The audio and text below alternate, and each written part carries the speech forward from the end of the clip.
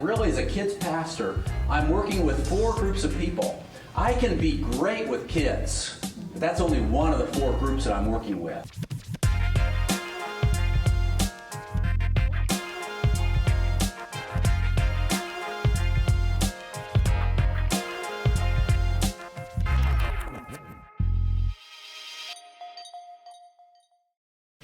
You can be so creative, but if you lack the people skills, you're going to be hindered in your ministry, right? You can have all kinds of ideas for engaging parents and getting mom and dad on board. But if you lack interpersonal skills, those ideas are going to fall apart. They're going to crumble. You can be a fun person, right? You can be a fun person. You can be creative. You can be a systems person. Systems people are the type of people that really get into keeping kids safe and how are our procedures. You can have all that, but if you lack interpersonal skills, and you probably have met people like this, people that are super qualified, or that you might say they have the pedigree for a job. They've been to college, they have these degrees, they're trained, but they lack people skills, right?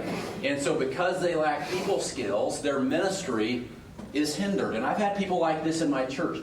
Good people that love kids and are fired up about making kids' church fun, but they can't relate to the parents and to other adults and volunteers. And so it ends up really crippling them in their ministry.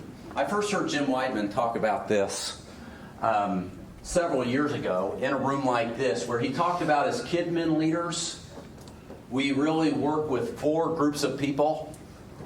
We work with kids, which makes sense. We're KidMin leaders. We're kids pastors. We work with kids, but those kids don't bring themselves to church. Who brings them to church? Their parents. So we have their parents.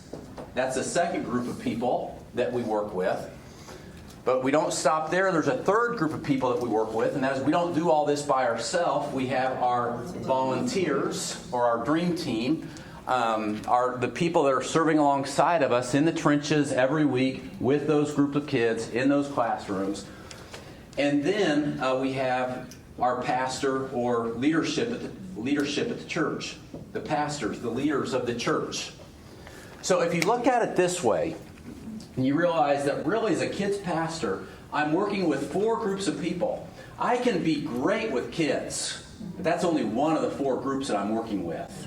And if I do not do well at relating to the parents and to volunteers and to my pastor and the leaders of the church, my ministry is never going to be nearly as effective or what it could be.